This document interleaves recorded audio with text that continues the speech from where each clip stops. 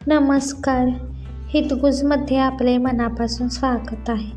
आज आपण सोमवारी येणारी अमावस्या म्हणजेच सोमवती अमावस्या या अमावस्येचे धार्मिक दृष्टिकोनातून महत्त्व काय आहे, तसेच या दिवशी पूजेचा विधी कसा करावा, तसेच सोमवती अमावस्येची कथा काय आहे याविषयी माहिती जाणून घेणार आहोत. सोमवारी येणाऱ्या अमावस्येला सोमवती अमावस्या म्हणतात. या दिवशी माता पार्वती आणि भगवान शिव यांची पूजा केली जाते. महाशिवरात्रीच्या दिवशी पवित्र नदीत स्नान करणे अत्यंत शुभ मानले जाते. या दिवशी विवाहित महिलाही आपल्या पतीच्या दीर्घायुष्यासाठी उपवास करतात. विवाहित महिलांसाठी या दिवसाचे विशेष महत्त्व आहे.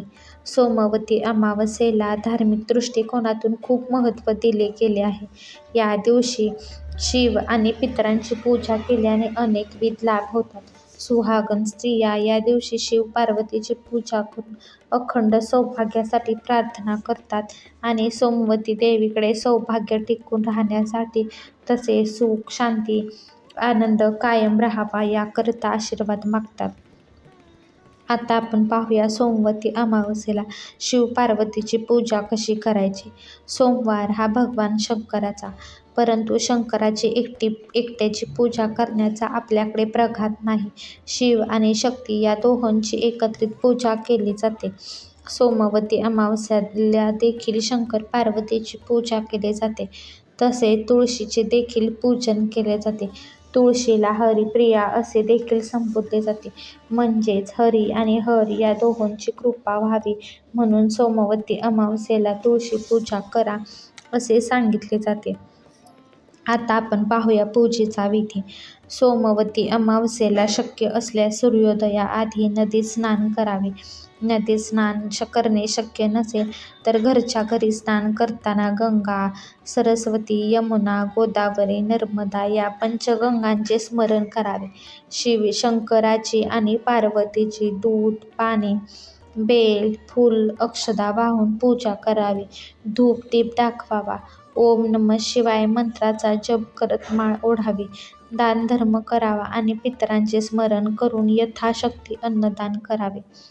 आता आपण पाहूया सोमवती अमावस्येचे व्रत कथा. सोमवती अमावस्या व्रत कथेचे पठण करावे. सोमवती अमावस्येची कथा अशी की एका सावकाराला 7 मुले आणि एकच मुलगी होती.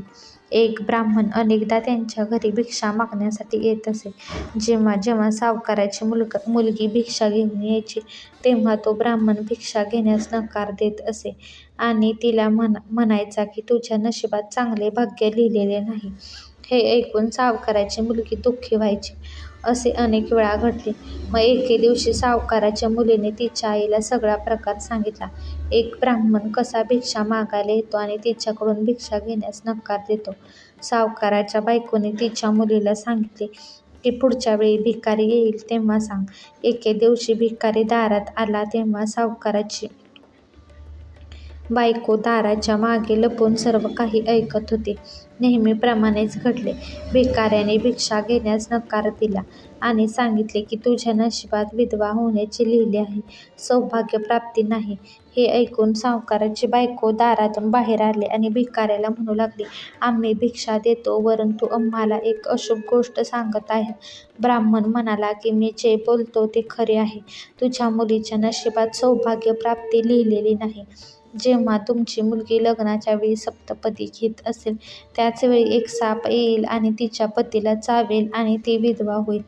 ब्राह्मणाचे बोलणे ऐकून सावकाराची बायको दुःखी झाली, पण नंतर ती ब्राह्मणाला म्हणाली की ती विधवा होणार हे तुला माहीत असेल तर तिच्या सौभाग्याचे रक्षण कसे होईल हेही सांग. सावकाराच्या बायकोने हे विचारल्यावर ब्राह्मण म्हणाला, इथून खूप दूर एक गाव आहे. तिथे सोना धोबी राहते. ती प्रत्येक सोमवती अमावस्येला उपवास करते. त्यामुळे तिचं सौभाग्य दृढ आहे. तिने येऊन तिचं सौभाग्य तुमच्या मुलीला दिलं तर ती विधवा नाही होणार. ब्राह्मणाचे म्हणणे ऐकून सावकाराच्या पत्नीने ब्राह्मणाचे आभार मानले आणि ती सोना धोबिनीच्या शोधात निघाली. एके दिवशी भरपूर उन्हामुळे ती पिंपळाच्या सावलीत विश्रांती घेत होती. तेव्हा त्याने पाहिले की एक साप आला आणि गरुडाच्या पिल्लांना खाण्यासाठी त्या पिंपळाच्या झाडावर चढू लागला. सावकाराच्या पत्नीने सापाला मारून गरुडाच्या मुलांचे संरक्षण केले. इतक्यात गरुडही तेथे आला आणि त्याने पाहिले की सर्वत्र रक्त पसरले आहे. गरुडाला वाटले की सावकाराच्या बायकोने आपल्या मुलांचे नुकसान केले आहे, म्हणून गरुडाने तिच्यावर हल्ला केला. पण सावकाराच्या पत्नीने त्याला थांबवले आणि सांगितले की तिने मुलांचे रक्षण केले आहे. जेव्हा गरुडाला हे सत्य कळले तेव्हा तो म्हणाला की तुम्ही माझ्या मुलांचे रक्षण केले आहे, तर मला सांगा की मी तुम्हाला कशी मदत करू. तेव्हा सावकाराच्या पत्नीने गरुडाला सांगितले की ती सोना या धोबिनीच्या शोधात निघाली आहे.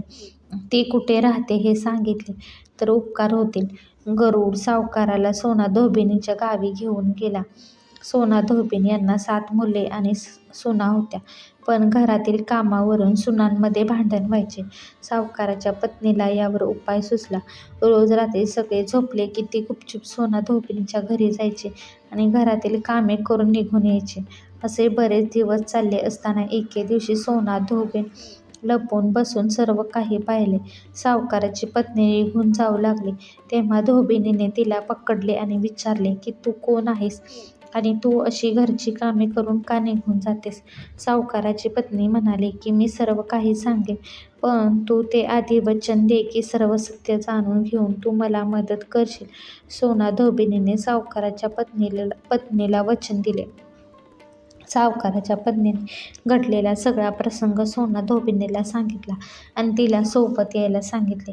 सोना धोबीन सावकाराच्या घरी गेली आणि तिच्या सुनेला म्हणाले की मी परत येईपर्यंत तुमचे सासरे मरून जातील, मात्र त्यांचे शरीर तेलात बुडवून ठेवा, अंतिम संस्कार करू नका.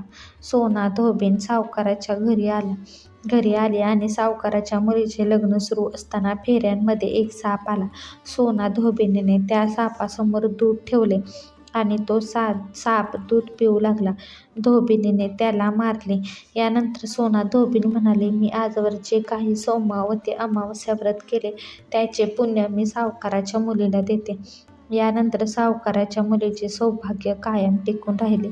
यानंतर सोना धोबीन आपल्या गावी परत जाऊ लागली.